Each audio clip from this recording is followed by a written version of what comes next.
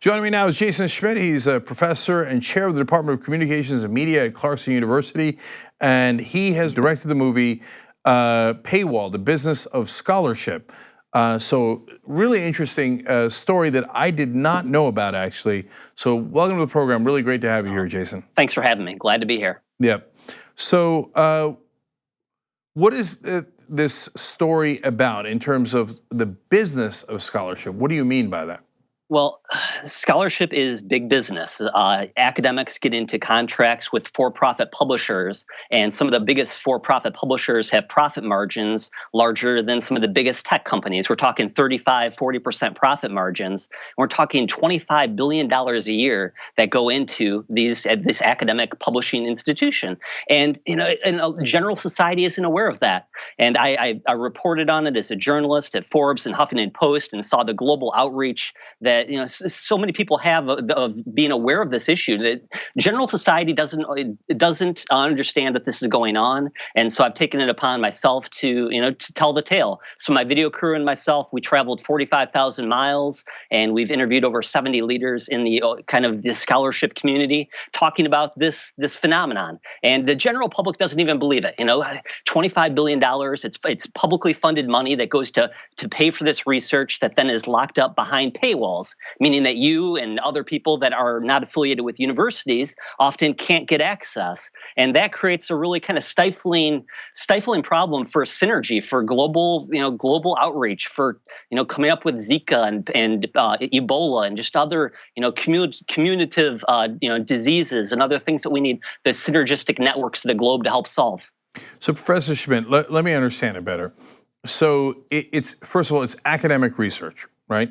It is academic research. This is correct. Yes. And so how is it funded by the government in the first place?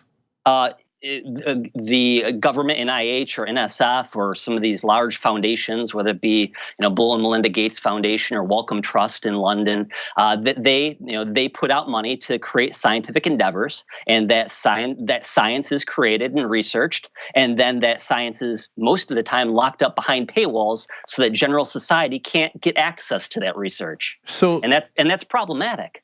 Yeah, no, I understand that. So, but I'm trying to understand the mechanics of it. So, sure. The government gives $25 billion overall. We get this wonderful academic research. A lot of it is scientific research. And then who gets control over it? Like, do they buy it and then you have to do a paywall? Like, at what point does a company or organization take control over that research? That's a good question. So scholars write for the impact. They write for getting their message out there, but they sign on the dotted line for these large for-profit publishers, saying that they're giving their copyright, or at least they have historically, given their copyright to some of the biggest publishers: Elsevier, Wiley, Springer Nature. And they sign, and then the copyright is owned by these publishers, and it is again, it's locked up behind a paywall so that general society can't have access to it. And again, that's it's something that I think the the populace should be aware of, that this system is going on. And it's also starting to, there's been a lot of pushback recently. So there's been a concept called open access, which is not allowing paywalls to be there in the first place and allowing research to be free and accessible. And so that's getting some traction on a global stage currently. So I want to get to open access in a second, but sure. Why do the people who wrote the studies, why do they give access to the publishers? What do they get out of it? They get a high impact journal. There's impact factors that really kind of is the barometer of credibility. Cell or Nature or Science, some of the most prestigious journals, have an extremely high impact factor, which means that they're often, they're the product, they're the Tiffany's or the Cadillac that everybody wants their scholarship in. And so, scholars, if they can get that Cell or Nature publication, their life is set. Their tenure case is made. They're going to, know that they're going to get other follow-up grants and other kind of funding for their research. So scholars are clamoring to get into these high-impact journals, at least historically. Again, the tides might be changing. And so then the journals, they put it behind a paywall, and then who pays for it? Well, that's the irony of the system is then that those researchers ask their institutions to subscribe to those journals that they're often published in, and it creates this kind of whole feedback loop and a never-ending cycle. So I often say if you want to have the world's worst person negotiating contracts for you, allow the academic community to do so. So they've got themselves into this bind of both, of paying multiple times for the same research. Mm-hmm.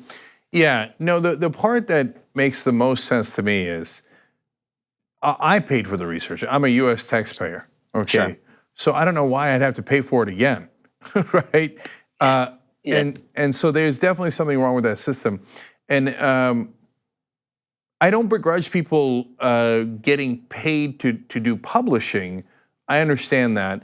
But if all the money was given ahead of time by the government, that's a whole different story.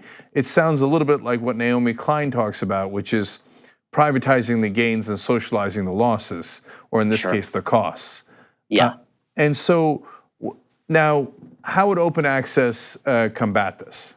Well, open access is free and unencumbered access to research. And so if scholars are aware that this system is, kind of continuing on, they can choose a different path, and that's called open access, where they're not signing away their copyright, and often they deposit their piece in what's called a green repository early on that allows that piece of research to have a Creative Commons designation and have an open copyright associated with that. And so open access is, it was started really in 2002, the Budapest convening the Budapest Open Access Initiative, and from 2002 to today, it's a slow go and it's been a long battle. But all of a sudden, Europe just announced what's called Plan S, which is 10 of the largest funders in Europe, saying that they require everything that's going to be published in 2020 and beyond to be open access upon publication. And just last week, the Gates Foundation and Wellcome Trust also backed that Plan S initiative, which is going to have major ramifications on the access to research in a positive light. And it's crazy, traveling around talking to Nepal-based medical doctors, and they don't have access to the cutting-edge science because they can't afford to pay these enormous prices. So they're going without conclusive, cutting-edge research, and that's problematic for the populace as well. So our government could do the same thing, right? NHS or anyone else can say, hey, listen, if I'm paying for that research, that's US taxpayers paying for it. So the conclusion of that research must be public to US taxpayers. That is correct. And NIH and NSF have a mandate where they're trying to push towards open access. And the state of California just 2 weeks ago announced a state, anything that's funded through the state of California has to be open access within a year. It's a year embargo of that research. So it's not really optimal. We want open access on day one, because as you know, after something sits with a shelf life of a year, that the kind of the hotness of that research often is dwindled down. So we really, what we see is that happened in California is great. It's a first step in the United States, but there's things that can improve. And as I've been traveling around, talking about this and showing the film, I've often felt like I'm part of the United States of America apology tour, because we have 5,300 universities, and in many ways we're impeding the progress towards open access more than we're helping it. At least we have done so historically. And like I said, we're seeing the tides turn, especially when the largest funders, because that's a big lever, say that they want open access on day one, like the Gates Foundation has just said when they agreed with the Plan S initiative. That's going to be a major push for access to research, which for you and I means it's a major push for us having the cutting edge science for our own health, for our own progress, for world synergy, and things that I think that we really as a planet want to support and promote. So you're the guy Donald Trump warned me about. I believe so. Going around apologizing for the actions of the US government in favor of science and research and academics. Yuck. That would give people information. We got to block that stuff up so we can put propaganda instead. All right, kidding aside, so one problem is that it's unfair to have people pay twice for it. Does it also impede scientific research to have it behind a paywall?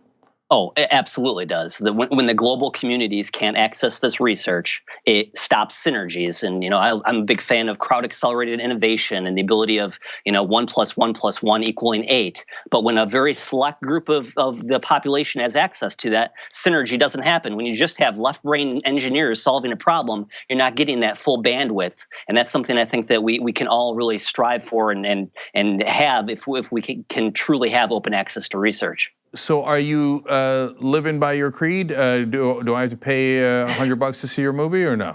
I wish you did, but no, we're definitely living by our creed. We're CC BY 4.0, which means that anybody, both publicly or privately, can watch our film and partake in the conversations. And we're currently screening at 330 universities and large public institutions in 2018. So that alone has just been kind of exciting to see the snowballing of this message and seeing how many people are fed up. And I've been at, I think, every Ivy League institution here in the last month. I screened at the United Nations. I was at Erasmus University in Amsterdam. I was at University of Iceland. I'm going to be in Berlin and Munich here in another few weeks, as well as the British Library in early January and Indonesia in February. The global stage is just, primed for this and starving. And we're talking some of the most rich universities in the world are just, they're fed up with this. And universities, especially in this current economic situation, when they're paying funds for research, for scholarship in journals, that's funds that are eventually going to be tacked on to student tuition and continuing to rise the cost of higher education. And we don't need that. Now, there's certain journals that that might always exist, but I think when we have the technological bandwidth right now to give our content across the world, across time and space for virtually no additional cost, net zero cost, then we're not using the best dissemination of research and knowledge. And kind of along that, in 1995, Forbes magazine said, with the incoming digital revolution, that the first titan of digital revolution to fall would be that of academic publishers. Because when the digital infrastructure was coming in, they thought, the music industry, they're fine, the film industry is fine, but that research scholarship, that's going to be the first domino to fall with the internet and kind of the evolution. And 20 years later, it couldn't be further from the truth. All right. Well, the movie is paywall.themovie.com. That's where you can get it, actually, and it's called Paywall: The Business of Scholarship. Professor Schmitt, thank you so much for joining us. Really appreciate it. Thank you. Thanks for having me. Like what you see? I hope so. Thank you.